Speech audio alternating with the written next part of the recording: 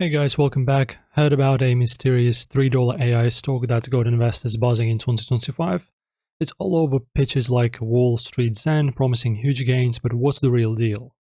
So first, the scoop. This $3 AI stock comes from Ross Givens' traders agency, hyped as an AI gem set to explode.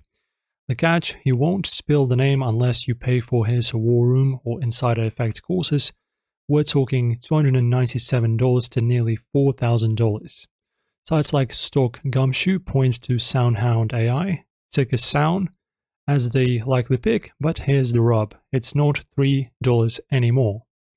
Then we have SoundHound. Back in 2023, it's traded around at $3 to $6, but by April 2025, it's closer to $5 to $7 based on market trends.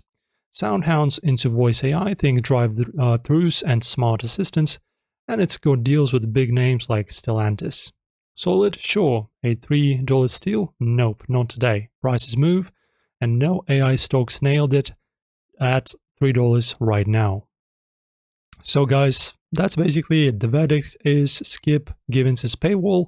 It's likely just SoundHound, and you can buy it now without the hype. Want a lower cost AI? Use free scanners like FinViz to spot sub $5 stocks yourself.